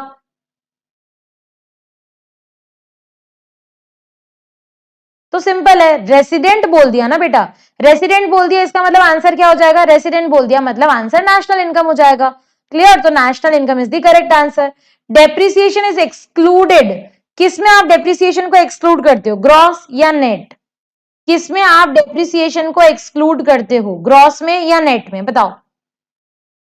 depreciation is excluded in case of gross और net? बताओ, depreciation is excluded in case of gross और net? Depreciation is excluded in case of gross और net. Okay, basically exclusion पूछा है ना, तो excluded किस में होता है बेटा? नेट में। जब हम नेट निकालते हैं तो हमारा डेप्रिसिएशन हम लोग क्या कर लेते हैं? एक्सक्लूड कर लेते हैं। ठीक है, चलो नेक्स्ट हमारे पास अब आ रहा है, एक सेकेंड, हाँ भाई एक सेकेंड रुको, मैं अब तुमको कुछ समझाती हूँ, अब आपको कुछ समझाया जाएगा यहाँ पे। ठीक है, जो आपको समझना है मैं आपको बताती हूँ कि वो क्या है। देखो बच्चा, नेशनल इनकम ना कैलकुलेट करने के 3 मेथड्स होते हैं। ठीक है, जब हम नेशनल इनकम कैलकुलेशन करते हैं ना, तो नेशनल इनकम को कैलकुलेट करने के there are 3 methods, right? One is income method, second is expenditure method,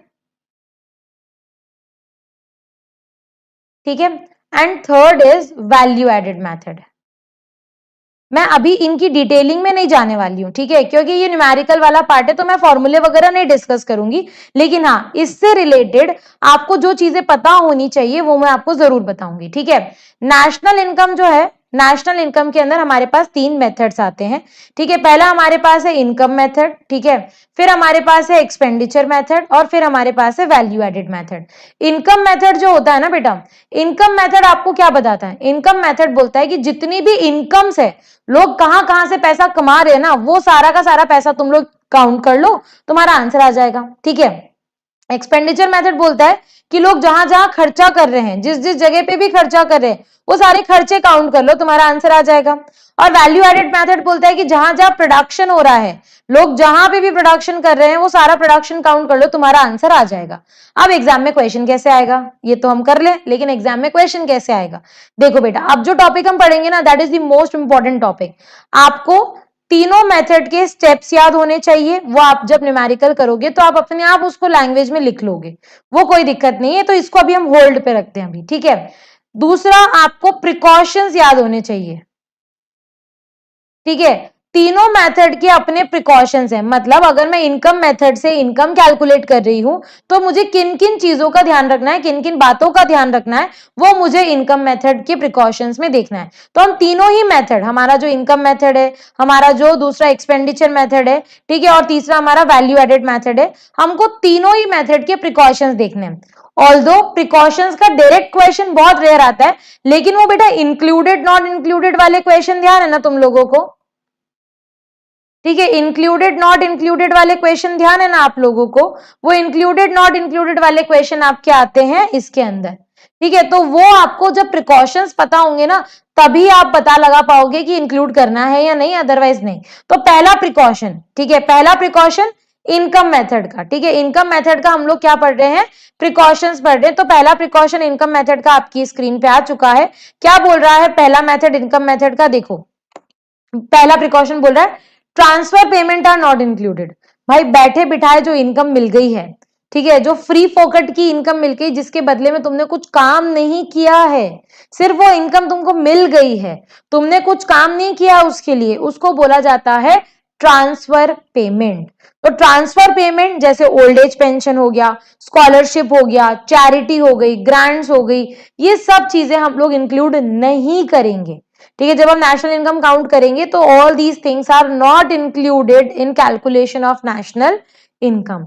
next what we have, commission on sale and purchase of second hand goods. तुम एक चीज इस पे समझना, जब एक फॉर एग्जांपल मेरी एक कार है जो मैंने खरीदी थी, ठीक है, अब वो कार जो है वो मैंने बेच दी, उससे मुझे मिल गए 2 लाख रुपए। वो कार मैंने खरीदी थी सपोज 10 लाख की, और 10 लाख की कार मैंने 4 साल 5 साल बाद बेच के मुझे 3-4 लाख जितने भी मिले, तो ये जो अमाउंट मुझे मिला है ना, दिस इज नॉट इनकम, ये इनकम नहीं है। क्यों नहीं है? ये डबल काउंटिंग हो जाएगी। वो कार की वैल्यू 10 लाख जब इनकम हुई थी ना, तब हमने उसको इंक्लूड कर लिया था उस पर्टिकुलर ईयर में जब वो फर्स्ट टाइम सेल हुई थी। अब वो सेकंड टाइम सेल हो रही है, तो सेकंड टाइम सेल अगर मैं इंक्लूड करूंगी तो वो डबल काउंटिंग हो जाएगी सेम कार की। तो मुझे एक तो वैसे भी सेकंड हैंड गुड्स की प्राइस इंक्लूड होती ही नहीं है नेशनल इनकम में, चाहे आप उसको प्रॉफिट पे भी बेचोगे तभी भी नहीं होगी, ठीक है। तो चाहे लॉस खा के बेचो, चाहे प्रॉफिट खा के बेचो, सेकंड हैंड गुड्स आपके इंक्लूड नहीं होते। लेकिन अब समझना, तुमने बहुत सारे मीडिएटर्स देखे होंगे, जैसे कार बाजार हो गया, car-dekho.com हो गया। What these people are doing, these people are just selling the product and charging their commission, ठीक है। ये लोग क्या कर रहे हैं, ये मीडिएटर्स हैं, इनका काम ही यही है कि एक पुरानी लो, दूसरी नहीं, मतलब दूसरे को बेचो पुरानी लेके, और बीच में अपना कमीशन चार्ज करो। तो कमीशन जो है ना बेटा, जो फीस ये लोग चार्ज करे, जो कमीशन ये लोग चार्ज करे, that is included in national income because it is their economic activity। वो तो सर्विसेज देके काम कर रहे हैं ना, जो कमीशन उन्होंने कमाया है वो कमीशन उन्होंने अपनी सर्विसेज देके कमाया है। So their commission is economic activity, whatever they are earning ना, वो इकोनॉमिक एक्टिविटी है। आई बात समझ में? तो commission is included, value of sale of second hand goods is not included, but if you are paying commission, that commission is going to be included because that commission is a factor income। आई बात समझ में? Next हमारे पास है brokerage paid on sale and purchase of shares and bonds. देखो, जब भी हम कोई शेयर एंड बॉन्ड्स को शेयर मार्केट में खरीदते हैं तो भाई वो सेकेंड हैंड शेयर्स हैं, मतलब वो पहले जब कंपनी ने इशू किए थे तब वो इंक्लूड हो चुके हैं। अब तुम उसकी डीलिंग कर रहे हो, मार्केट में प्राइसेस बढ़ रही है, तुम बेच रहे हो, खरीद रहे हो, बेच रहे हो, खरीद रहे हो, that is just transfer of ownership. कोई प्रोडक्टिव एक्टिविटी नहीं हो रही उसके अंदर, हो रही है क्या कोई प्रोडक्टिव एक्टिविटी? नहीं हो रही है, ठीक है, कुछ नहीं हो रहा उसके अंदर, सिंपली ओनरशिप ट्रांसफर हो रही है। तो शेयर्स और बॉन्ड्स वैसे भी नेशनल इनकम में इंक्लूड नहीं होते हैं, तो sale and purchase of bond shares include नहीं होते। लेकिन एक एजेंट है, वो आपसे कमीशन चार्ज कर रहा है आपके हर ट्रांजेक्शन पे, तो वो अपनी सर्विसेज का पैसा चार्ज कर रहा है ना, वो क्या कर रहा है बेटा? सर्विसेज का पैसा चार्ज कर रहा है। तो जो ब्रोकरेज उसने अर्न किया है that is going to be included, ठीक है, जो फीस उस ब्रोकर ने चार्ज की है वो fees you are going to include, बाकी चीजें इंक्लूड नहीं होगी, लेकिन वो ब्रोकर की फीस तो आपको इंक्लूड करनी ही पड़ेगी। आई बात समझ में? नेक्स्ट हमारा है capital gain. What is capital gain? Capital gain का मतलब होता है जब हम, ठीक है, कैपिटल गेन का मतलब क्या होता है? जब हम किसी प्रोडक्ट को बेच के एक्स्ट्रा प्रॉफिट कमाए, जैसे हमने कोई फिक्स्ड एसेट्स बेचा, या हमने कुछ, जैसे एग्जांपल मैंने कार बेची, तो 10 लाख की कार मैंने 11 लाख में बेची, तो मैंने एक्स्ट्रा प्रॉफिट कमाया। लेकिन मैंने आपको क्या बोला था? मैंने आपको क्या बोला था कि सेकेंड हैंड गुड्स इंक्लूड नहीं होते, तो उसके ऊपर कमाया हुआ पैसा भी इंक्लूड नहीं होगा। तो कैपिटल गेन जो होता है, जो किसी भी फिक्स्ड एसेट्स की सेल से, लैंड, बिल्डिंग, हाउस, इसकी सेल से अगर आपको मिल रहा है, तो that is not going to be included. Value of such assets, second hand goods के जो असेट्स जो भी होती है उसकी वैल्यू को हम इंक्लूड नहीं करेंगे, ठीक है। तो कैपिटल गेन मतलब जो एक्स्ट्रा बेनिफिट आपको फिक्स्ड एसेट्स की सेल पे हुआ है वो नहीं आप काउंट करोगे। इनकम फ्रॉम विंडफॉल गेन, बेटा विंडफॉल गेन का मतलब क्या होता है पता? विंडफॉल गेन का मतलब होता है लॉटरी, ठीक है। विंडफॉल गेन का मतलब क्या होता है? विंडफॉल गेन का मतलब होता है लॉटरी लग जाना। अब लॉटरी में क्या आपने कुछ किया? क्या कोई प्रोडक्टिव सर्विसेज हुई? क्या कुछ ऐसा हुआ? नहीं। तो इनकम फ्रॉम विंडफॉल गेन, जैसे लॉटरी हो गया या फिर कुछ ऐसी दूसरी कोई प्रोडक्टिव एक्टिविटी हो गई, so income from windfall gain is also not included, ठीक है, वो भी हम लोग इंक्लूड नहीं करेंगे। So any income from windfall gain will not be included under national income. क्यों नहीं इंक्लूड होगी? बिकॉज वो बैठे बिठाए फ्री फोकट की इनकम है, ठीक है। चलो अब मैं नेक्स्ट वाले पे आ जाती हूँ, क्वेश्चंस हम लोग बाद में भी कर सकते हैं ना। एक्सपेंडिचर मेथड, ठीक है, अभी तक हमने इनकम मेथड के प्रिकॉशंस देखे। Now what next is? Next is आपका एक्सपेंडिचर मेथड के precaution. Just give me a minute.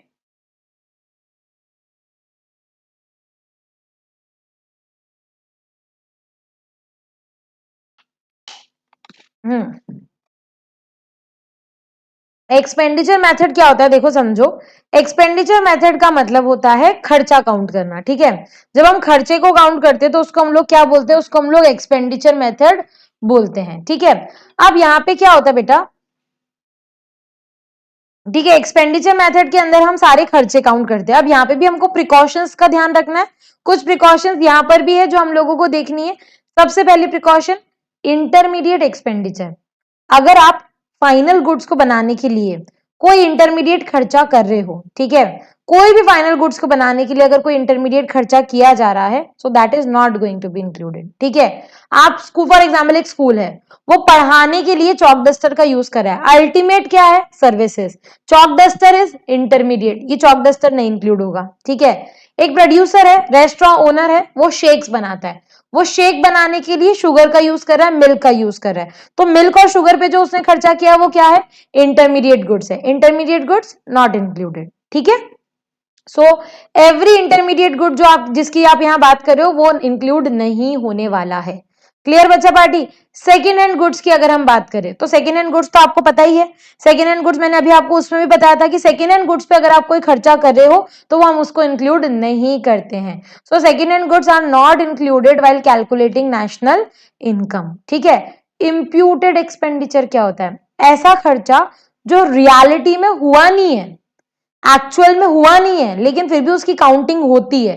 तुम अकाउंट्स पढ़ते हो, तुमको पता होना चाहिए अकाउंट्स में भी बहुत सारे ऐसे खर्चे होते हैं। Depreciation is the best example. Actual में डेप्रिसिएशन कुछ हुआ है क्या? मतलब तुम्हारा कुछ पैसा गया है क्या?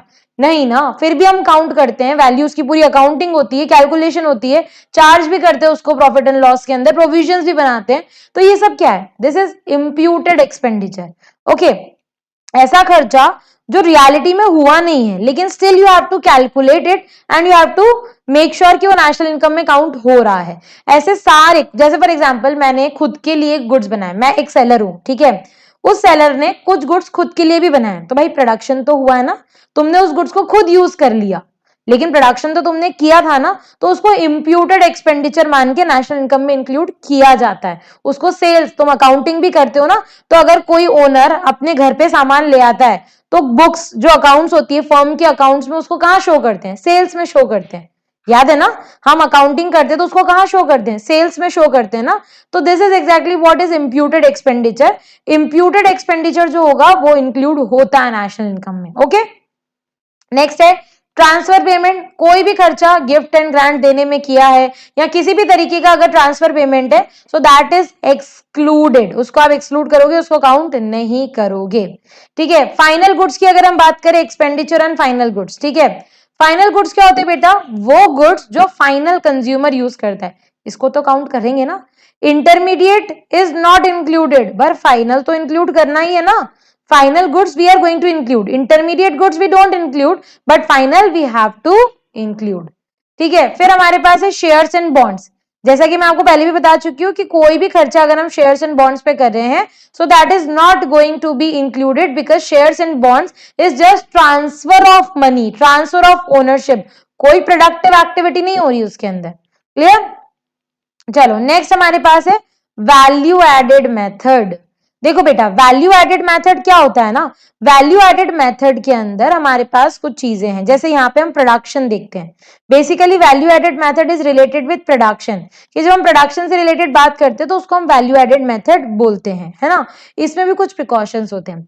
वैल्यू एडेड मेथड बोलता है कि जब हम प्रोडक्शन करते हैं ना, तो वो प्रोडक्शन तभी काउंट करो जब वो फाइनल कंज्यूमर यूज कर रहा है। मैंने शुगर बनाई, लेकिन वो शुगर फाइनल कंज्यूमर नहीं यूज कर रहा, वो रेस्टोरेंट ओनर यूज कर रहा है, तो इन दैट केस हम क्या करेंगे? हम उसको नहीं काउंट करेंगे। तो प्रोडक्शन मेथड बोलता है कि you should include only and only final goods की वैल्यू। इंटरमीडिएट गुड्स ये आएगा अभी आगे, ठीक है, इंटरमीडिएट गुड्स इंक्लूड नहीं करने हैं। ठीक है, देखो ये बहुत इंपॉर्टेंट पॉइंट है जिसमें मैक्सिमम स्टूडेंट्स को कंफ्यूजन होता है। क्या है point? Imputed value of goods and services. ठीक है, देखो इंप्यूटेड वैल्यू ऑफ गुड्स का एग्जांपल देती हूँ मैं तुमको। मेरी एक शॉप है, ठीक है, उस शॉप से मैं कुछ घर पे उठा के ले आई, ठीक है, मेरे घर के लिए यूज के लिए ले आई, तो वो इंप्यूटेड वैल्यू ऑफ गुड्स तो कैलकुलेट करना इजी है ना, कि वो जो प्रोडक्ट है वो मुझे 10 रुपीज का पड़ा है, तो वो 10 रुपीज उसकी वैल्यू है, वो काउंट होगी। ठीक है, अब फॉर एग्जाम्पल मेरा एक सैलून है, मेरा कोई रिलेटिव आया, मैंने उसका हेयर कट कर दिया। अब यार उस सर्विसेज के मैं क्या पैसे चार्ज करूं? वो सर्विस के पैसे चार्ज करना, काउंट करना थोड़ी इंक्लूड नहीं कर सकते ना, प्रैक्टिकली भी पॉसिबल नहीं है। मैं मेरी ही शॉप पे काम कर रही हूँ, तो क्या मैं मेरी खुद की सैलरी काउंट करूंगी उधर? नहीं करूंगी ना, मैं खुद की सैलरी थोड़ी काउंट करूंगी। तो यहाँ पे imputed value of production of goods for self consumption is included, but the imputed value of production of services for self consumption is not included. अगर गुड्स है तो मैं उसको इंक्लूड करूंगी, लेकिन अगर सर्विसेज है तो सर्विसेज की value is not included. Services की वैल्यू आप इंक्लूड नहीं कर सकते और ना ही करोगे। डन? सेकेंड हैंड गुड्स अभी डिस्कशन हुआ, अभी मैंने आपको बताया कि second hand goods are not included. हम सेकेंड हैंड गुड्स को हमारी कैलकुलेशन, हमारी काउंटिंग में इंक्लूड नहीं करते, क्योंकि जब फर्स्ट टाइम इनकी सेल हुई है हम उसको तभी इंक्लूड कर चुके हैं। ठीक है, जब फर्स्ट टाइम इसकी सेल हुई थी हम इसको तभी इंक्लूड कर चुके थे, तो हम अभी इसको काउंटिंग नहीं करेंगे। इंप्यूटेड रेंट क्या होता है बेटा, समझना। जब एक ओनर अपने खुद का जो घर है या हाउस है उसको यूज कर रहा है, तो उसको जब भी वो किसी भी पर्पस के लिए यूज करेगा तो उसका ना रेंट जो होता है वो उसको काउंट करना है।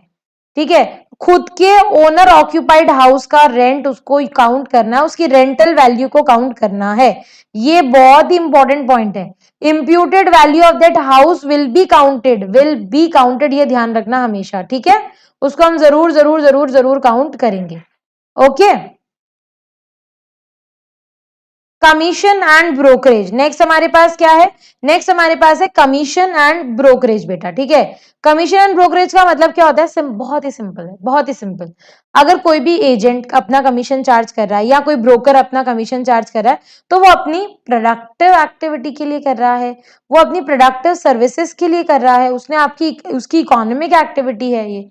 ठीक है, तो वो तो प्रोडक्टिव सर्विस है ना, तो कमीशन और ब्रोकरेज जो है वो क्या करना है आपको? वो आपको इंक्लूड करना है। अच्छा, इंटरमीडिएट गुड इंक्लूड होगा, अब तुमको खुद की कोई पता लग जाना चाहिए। मैंने स्टार्टिंग में ही बता दिया कि भाई फाइनल गुड्स तो इंक्लूड होगा, लेकिन इंटरमीडिएट गुड्स अगर है तो वो इंक्लूड नहीं होगा। So intermediate good is not included while calculating the national income. Okay, चलो अब आगे बढ़ते, पहले टॉपिक्स कंप्लीट कर लेते हैं, क्वेश्चंस मैं आपको बाद में भी कराती रहूंगी, ठीक है ना। पहले एक बार हम लोग टॉपिक कर लेते हैं। देखो अब एक बहुत बड़ी प्रॉब्लम है ना, क्या है प्रॉब्लम? डबल काउंटिंग की प्रॉब्लम, राइट। डबल काउंटिंग क्या होता है? जब हम एक ही चीज की वैल्यू को मोर देन वंस या ट्वाइस या थ्राइस काउंट कर लेते हैं, मोर देन वंस बोल देते हैं ना इसको, कि एक से ज्यादा बार जब एक वैल्यू काउंट हो जाती है, एक गुड्स की वैल्यू काउंट हो जाती है, तो उसको डबल काउंटिंग बोलते हैं, ठीक है। मीनिंग क्या हुआ इसका? Counting the value of a product more than once is the measurement in the measurement और estimation of national income is called double counting. अब प्रॉब्लम ऑफ डबल काउंटिंग क्या है, मैं आपको समझाती हूँ इसको, ठीक है। जैसे फॉर एग्जाम्पल एक हम ले लेते हैं यहाँ पे स्लाइड ब्लैंक वाली, ताकि आपको इजीली समझा सके हम। देखो प्रॉब्लम ऑफ डबल काउंटिंग क्या है, एक फार्मर है, ठीक है। उस फार्मर ने इनपुट यूज किए सीड्स, ठीक है। तो इनपुट का प्राइस उसने कुछ नहीं दिया, 0 इनपुट था, और आउटपुट जो उसका प्रोडक्शन था ना वो था 200 रुपए का, ठीक है।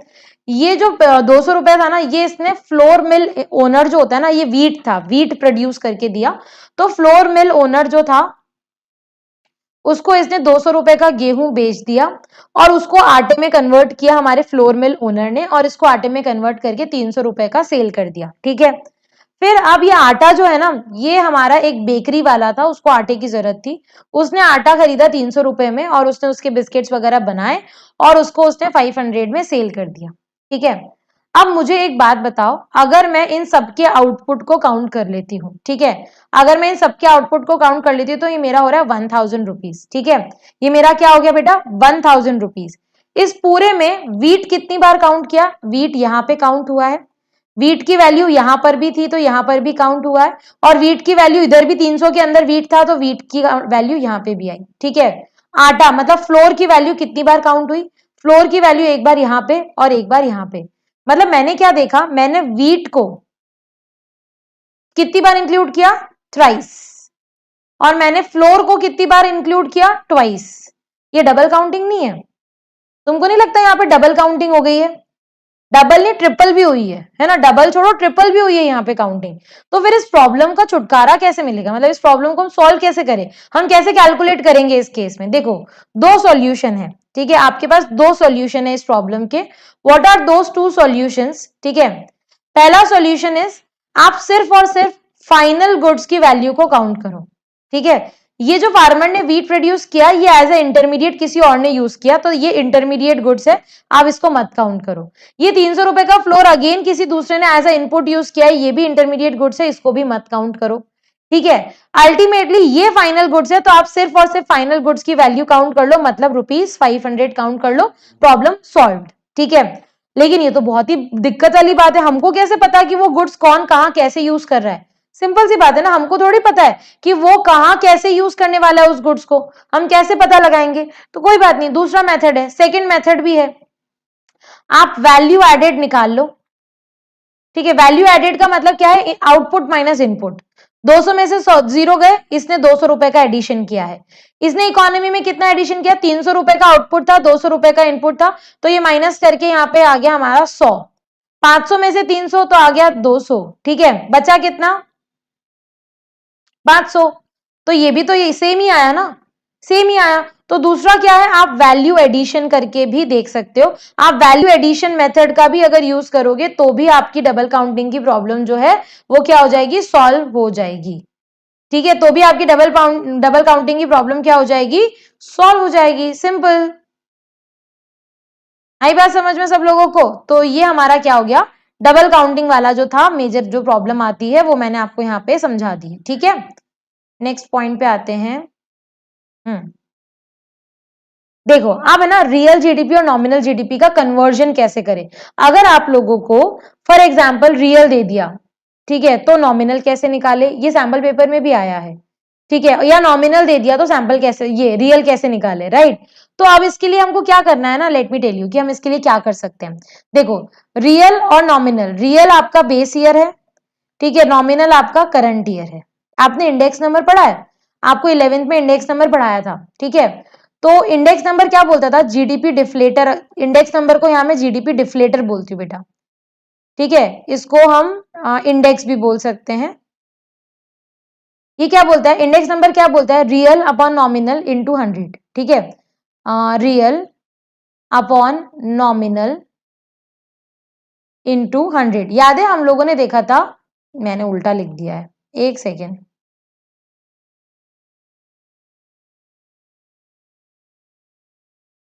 ठीक है, nominal upon real P1 upon P0 होता था ना, तो P1 अपॉन P0 इंटू 100, बस सिंपल इतना ही है। उसके बाद आप इसको कन्वर्ट कर लो। अब अगर आपको नॉमिनल दे रखा है तो बहुत अच्छी बात है, रियल दे रखा है तो बहुत अच्छी बात है, माइनस मल्टीप्लाई वगैरह करके आंसर निकल जाएगा, ठीक है। जैसे फॉर एग्जाम्पल अब आपको रियल जीडीपी निकालना है, तो रियल जीडीपी कैसे निकालोगे, इसको यहां ले जाओ, इसको नीचे ले आओ, तो nominal upon current year index into 100, ठीक है। नॉमिनल निकालना है तो कैसे निकालोगे, इस इंडेक्स से मल्टीप्लाई कर दोगे, रियल को इंटू 100 कर दोगे, बस हो गया। सिंपल वैल्यू ट्रांसफर करनी है और आपका कन्वर्जन हो गया, कुछ नहीं करना इसके अलावा, ठीक है। जीडीपी डिफ्लेटर मैंने आपको अभी अभी बताया कि nominal upon real GDP into 100, GDP deflator is equals to nominal upon real into 100, simple ऐसे करके आप निकाल सकते हो, नॉमिनल अपॉन रियल करके, ठीक है। चलो अब ये आपका नेक्स्ट टॉपिक है कि what is the relation between GDP and welfare. इस टॉपिक का मतलब समझो पहले, ठीक है। जीडीपी और वेलफेयर के बीच में क्या लिंक है, मतलब क्या आप ऐसा बोल सकते हो कि जीडीपी अगर इंक्रीज हो रहा है इसका मतलब वेलफेयर भी इंक्रीज होगा, क्या आप ऐसा शॉर्ट बोल सकते हो कि yes if GDP is increasing then welfare will also increase and if welfare is increasing then GDP will also increase. Are you sure कि अगर आप ऐसा बोल सकते हो क्या, नहीं, it is not possible, it is not always true. कुछ पॉइंट्स है जो इसको प्रूव करेंगे। पहला पॉइंट क्या है, डिस्ट्रीब्यूशन ऑफ जीडीपी। देखो बेटा, जीडीपी मतलब जीडीपी इंक्रीज होना मतलब प्रोडक्शन इंक्रीज होना, ठीक है। यार ऐसा भी तो हो सकता है कि जितना भी प्रोडक्शन इंक्रीज हुआ है वो सारा का सारा रिच ने इंक्रीज किया हो, ऐसा भी तो हो सकता है ना कि सारा सारा टाटा अंबानी जी ले जा रहे हो सारा पैसा। तो if the income with in the country is unequally distributed, distribution he proper नहीं है, तो कौन सा वेलफेयर हुआ फिर, वेलफेयर तो हुआ ही नहीं ना आपका, वेलफेयर तो वही का वही है, कुछ इंक्रीज नहीं हुआ है वेलफेयर में, बस जीडीपी इंक्रीज हुआ है क्योंकि rich people are earning more, simple, right. Next है आपका कॉम्पोजिशन ऑफ जीडीपी। भाई जीडीपी तो कुछ किसी भी चीज के प्रोडक्शन से बढ़ जाता है, तो हो सकता है कि प्रोडक्शन आपने ड्रग्स का किया हो, ठीक है, आपने सिगरेट्स का प्रोडक्शन किया हो, आपने इसके अंदर वॉर इक्विपमेंट्स का प्रोडक्शन किया हो, तो इस प्रोडक्शन में इस जीडीपी का कॉम्पोजिशन भी तो देखो कि जीडीपी किसके प्रोडक्शन से इंक्रीज हुआ है। अगर ये जीडीपी जो है वो गन्स, इक्विपमेंट, लिकर्स, इन सब से इंक्रीज हुआ है, फिर कौन सा वेलफेयर इंक्रीज हो गया कंट्री का, कोई वेलफेयर इंक्रीज नहीं हुआ है फिर उस केस में, ठीक है। इकोलॉजिकल डिग्रेडेशन, देखो कोई भी चीज हो अगर वो प्रोडक्शन हो रही है, इंडस्ट्रीज बन रही है, कहीं ना कहीं इकोनॉमी पे तो इम्पैक्ट आ रहा है ना। जितनी इंडस्ट्रीज है वो सारी की सारी इंडस्ट्रीज बताओ मुझे डिग्रेड कर रही है या नहीं कर रही है, कर रही है ना। तो हमेशा प्रोडक्शन या तो अर्बनाइजेशन से होगा या इंडस्ट्रियलाइजेशन से होगा, और इंडस्ट्रियलाइजेशन और अर्बनाइजेशन दोनों ही वेलफेयर के अगेंस्ट चले जाते हैं, ठीक है। नेक्स्ट है हमारे पास externalities, this is very important topic. Externalities का मतलब क्या है, आपके आसपास का एनवायरमेंट, राइट, एक्सटर्नल थिंग्स जिस पे आप इंपैक्ट करते हो और वो आपको इंपैक्ट करती है। आपका इंपैक्ट पॉजिटिव भी हो सकता है और आपका इंपैक्ट नेगेटिव भी हो सकता है। हो सकता है कि आप उनका वेलफेयर में और प्रमोशन कर रहे हो सकता है कि आप उनका वेलफेयर खराब कर रहे हो, ठीक है। तो एक्सटर्नलिटीज का मतलब वो बेनिफिट्स जो फर्म दे रही है सोसाइटी को विदाउट एनी कॉस्ट, फ्री फोकट के बेनिफिट दे रहे हो, या वो हार्म जो आप सोसाइटी को पहुंचा रहे हो जिसकी भी कोई अकाउंटिंग नहीं हो रही है। तो एक्सटर्नलिटीज का मतलब क्या है, it refers to the benefits of firm और an individual causes to another without any price, और it can also be refer to as a bad impact of an activity without any penalty. आपने कुछ अच्छा किया उसका भी आपको कुछ नहीं मिला, आपने कुछ बुरा किया उसकी भी कोई पेनल्टी आपको नहीं मिली। These are externalities. ये दो तरह की हो सकती है, एक होती है पॉजिटिव एक्सटर्नलिटीज और एक होती है नेगेटिव एक्सटर्नलिटीज, ठीक है। आपने गार्डन बनाया, आपने वेलफेयर अच्छा किया, आपने चाइल्ड लेबर स्टॉप किया, आपने बहुत सारे अच्छे अच्छे काम किए, तो इससे आप वेलफेयर इंक्रीज कर रहे हो, लेकिन क्या इसकी अकाउंटिंग जीडीपी में होगी, क्या इसको जीडीपी में काउंट करेंगे, नहीं। मतलब जीडीपी तो आपके वेलफेयर को देख ही नहीं रहा, जीडीपी ने तो आपको अंडर एस्टिमेट कर दिया। तो पॉजिटिव एक्सटर्नलिटीज में GDP will under estimate the actual welfare, real welfare ज्यादा है लेकिन जीडीपी उस वेलफेयर को काउंट ही नहीं कर रहा। ठीक है, नेगेटिव एक्सटर्नलिटीज क्या होती है कि आपने हार्म पहुंचाया, आपने पोल्यूशन किया, आपने कुछ गलत किया, तो इन दैट केस यहाँ पे जीडीपी क्या कर रहा है, जीडीपी नेग्लेक्ट कर रहा है उन सारे हार्म्स को, GDP will neglect all the harms. ठीक है, चलो लास्ट टू टॉपिक्स बचे हैं आप लोगों के पास। What are those last two topics? पहला है आपका डोमेस्टिक टेरिटरी का कॉन्सेप्ट और दूसरा है आपका नॉर्मल रेसिडेंट का कॉन्सेप्ट। ये लास्ट टू टॉपिक्स है, उसके बाद आपका इस चैप्टर का थियरी पोर्शन पूरा कंप्लीट हो जाएगा और न्यूमेरिकल का we are going to have one more marathon. ठीक है, तो देखो सिंपल सा लॉजिक है। डोमेस्टिक टेरिटरी का मतलब क्या होता है? डोमेस्टिक टेरिटरी का मतलब मेरी कंट्री की बाउंड्री। ठीक है, इंडिया की बाउंड्री के अंदर जो भी प्रोडक्शन हो रहा है उसको मैं डोमेस्टिक टेरिटरी बोलूंगी। ठीक है, अब इस डोमेस्टिक टेरिटरी के अंदर क्या क्या इंक्लूड नहीं होता है? देखो, डोमेस्टिक टेरिटरी सिंपल सी बोलती है बात, geographical territory administered by a government with in which person, goods, capital circulate freely and includes. क्या क्या इंक्लूड होता है समझो। तुम्हारी कंट्री की political boundary including your water and air space, जो ये हमारे एरोप्लेन वगैरह चलते हैं, अगर वो इंडिया के ओनर ने ओन कर रखे हैं, अगर वो इंडियन कंट्री से चल रहे हैं तो वो हमारी कंट्री की डोमेस्टिक टेरिटरी में माने जाएंगे। ठीक है, शिप्स एयरक्राफ्ट अगर हैं तो अगर हम ओन कर रहे हैं तो वो हमारे ही माने जाएंगे, यहां से जा रहे हैं तो यहीं के माने जाएंगे। ठीक है, फिशिंग व्हीसल्स हो गए या ऑयल एंड नेचुरल गैस हो गए, जो इंटरनेशनल वाटर बॉडीज होती है उस पर किसी का राइट नहीं होता है। ठीक है, अगर उस इंटरनेशनल वाटर बॉडीज पे मैंने कुछ लगाया है, ठीक है, तो वो मेरा मान लिया जाएगा, वो मेरी डोमेस्टिक टेरिटरी में मान लिया जाएगा। नेक्स्ट है एम्बेसीज, ये बहुत इंपॉर्टेंट है। अगर इंडिया की कोई एम्बेसी बाहर कहीं किसी भी देश में है, चाहे पाकिस्तान में हो, चाहे न्यूजीलैंड में हो, चाहे चाइना में हो, चाहे जापान में, वो मेरी डोमेस्टिक टेरिटरी मानी जाएगी। ठीक है, तो एम्बेसीज का केस आप ध्यान रखना, एम्बेसीज और मिलिट्री स्टैब्लिशमेंट जो होते हैं या मिलिट्री बेसिस जो होते हैं, ये कहीं पर भी हो, ठीक है, किसी भी कंट्री में हो, ये मेरे माने जाएंगे एज इफ कि ये इंडिया के ही हैं, इंडिया की ही डोमेस्टिक टेरिटरी में है। उसी तरह से बाहर की कंट्री का कोई भी एम्बेसी अगर इंडिया में है, ऑल्दो वो इंडिया की बाउंड्री के अंदर है, then also we are not going to include that. वो इंडिया की बाउंड्री के अंदर है ना, फिर भी हम उसको इंक्लूड नहीं करेंगे। ठीक है, आई बात समझ में? तो जो भी एम्बेसीज है, जो भी मिलिट्री स्टैब्लिशमेंट है, no matter where they are working, ठीक है, वेयर दे आर सिचुएटेड, लेकिन अगर वो हमारी बाउंड्री के अंदर है तो इस केस में बाहर वालों को एक्सक्लूड, और हमारा कहीं पर भी हो किसी भी कंट्री में तो हम उसको इंक्लूड करेंगे। नेक्स्ट है रेसिडेंट ऑफ अ कंट्री। भाई रेसिडेंट ऑफ द कंट्री का मतलब क्या होता है? रेसिडेंट का मतलब होता है एक पर्सन और इंस्टीट्यूशन जिसका इकोनॉमिक इंटरेस्ट इस कंट्री में हो। There is a difference between resident and citizen. Citizenship आपको मिलती है जहां आपका बर्थ हुआ होता है, अगर आपका बर्थ किसी कंट्री में हुआ है तो आपको वहां की सिटीजनशिप मिल जाएगी। ठीक है, रेसिडेंटशिप आप जहां पे काम कर रहे हो, जहां पे आपका इकोनॉमिक इंटरेस्ट हो, मतलब पैसा कमाने के मकसद से आप उस कंट्री के अंदर आए हो और कमा रहे हो वहां पे एक पर्टिकुलर टाइम फ्रेम से ज्यादा रहकर, तो उस केस में आप वहां पे इंक्लूड आप उस कंट्री में इंक्लूड करे जाओगे। ठीक है, so resident whether a person or an institution is one whose center of economic interest lies in that economic territory of the country in which he or she lives. For example, मैं Japan में जाके business कर रही हूँ, ठीक है, तो मैं जापान की रेसिडेंट बन जाऊंगी एक टाइम फ्रेम के बाद। ठीक है, देखो रेसिडेंट में कुछ चीजें यहाँ पे हो जाती है। इकोनॉमिक इंटरेस्ट मेजर है। Resident is said to be a person who ordinarily resides in a person. Ordinary मतलब generally cut off period of 1 year जो है वो हम देखते हैं, अगर 1 ईयर का कट ऑफ पीरियड है तो वो उस पर्सन को हम हमारी कंट्री के अंदर मान लेंगे कि हमारा रेसिडेंट है। 1 साल से ज्यादा रह लिया मतलब हमारा मान लेंगे। ठीक है, so this was exactly whole chapter जो मैंने आपको आज समझा दिया है। I hope it was clear to all of you. I hope it was मतलब this class was helpful for all of you. I hope it is. ठीक है, it was right. चलिए, so it's time to end this class. This is your educator Deepika ma'am over here. I'm a CS. I've also completed MBA, MCOM and MA in economics.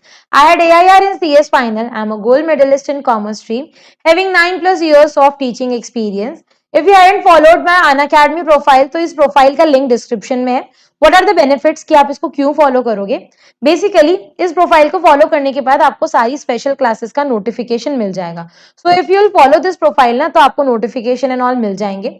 Telegram channel हमारा जरूर join कर लीजिएगा, क्योंकि यही है वो Telegram channel जहां पे आपको सारे नोट्स पीडीएफ भी मिलेंगे, साथ में आपको क्लासेस से रिलेटेड अपडेट्स, लिंक्स, सब चीजें मिल जाएंगी।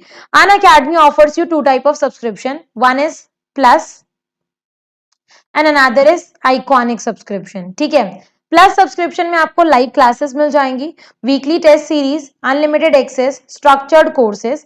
आइकॉनिक में you will get personal guidance, study planner, study material, expert guidelines, test analysis, all this things are available under Iconic subscription. ठीक है, प्लस का प्राइस आपका है 6 मंथ का 1500 पर मंथ। कोड लगाओगे ना DEEPI, you will get 10% off. Iconic में 3 month का 3600 पर मंथ है and you will get 10% off on all Unacademy subscription if you are going to use the code DEEPI। और अभी एक offer चल रहा है, क्योंकि आपके बोर्ड एग्जाम में ऑलमोस्ट 3 मंथ्स का ही टाइम फ्रेम चल रहा है, तो अगर आप 3 मंथ का सब्सक्रिप्शन लेते हैं तो आपको कॉस्टिंग पड़ेगी 6750। इसमें भी अगर आपके कुछ कॉइन्स वगैरह हैं तो वो भी लेस हो जाएंगे, तो आपको अप्रोक्सीमेटली 6000 का सब्सक्रिप्शन पड़ेगा, साथ में एक मंथ पूरा फ्री भी मिल जाएगा, मतलब 1 मंथ फ्री भी मिल रहा है। Simply you have to use the code DEEPI, बस और कुछ नहीं। ओके, एक मेगा ऑफर है आप लोगों के लिए, 12 मंथ के सारे सब्सक्रिप्शन पे 2 मंथ्स आपको एक्सटेंशन मिल जाएगा। एग्जीक्यूटिव या काउंसलर से बात करने के लिए नंबर आपकी स्क्रीन पर है, कोड DEEPI आप यूज कर सकते हैं। ओपन हाउस अनाउंसमेंट जो होते हैं, ओपन हाउस सेशंस जो होते हैं हमारे, उसमें आप 1 to 1 हमसे बात कर सकते हैं। Open house sessions are really very interesting for all the candidates, so you should and you must attend those sessions. आज भी हमारा होगा। I will share the link in the Telegram channel, go and join the channel. Unacademy Prodigy is a scholarship test for all the candidates from 7th to 12th, ठीक है, and the prizes are up to 10 crores। बहुत अच्छा exam है, बहुत ही ज्यादा, जिसको कहते हैं ना, प्राइजेस वगैरह बहुत अमेजिंग से हैं। फर्स्ट रैंक से लेके 500 रैंक तक आपको बहुत अच्छे प्राइजेस मिल रहे हैं। Term 2 के batches we have already launched for 11th and 12th, and crash course batch is soon going to be launched. So I would request all of you कि जल्दी जाके इसको join कर लीजिए, so that you will be able to get the benefit of this. Free special classes are really very special and you will get all the benefits of interacting with the teacher. Doubts में आप doubts पूछ सकते हो और leader board पे अपने आप को देख सकते हो। वीडियो का कोई भी कंटेंट इनअप्रोप्रिएट लगते हैं you can use bugs bounty link जो कि डिस्क्रिप्शन बॉक्स में, you can report that content. अभी के लिए thank you, have a nice day, don't forget to subscribe the channel, hit the like button, share as much as you can, and bye bye everyone, this is your educator signing off from here. Take care, good night, sweet dreams.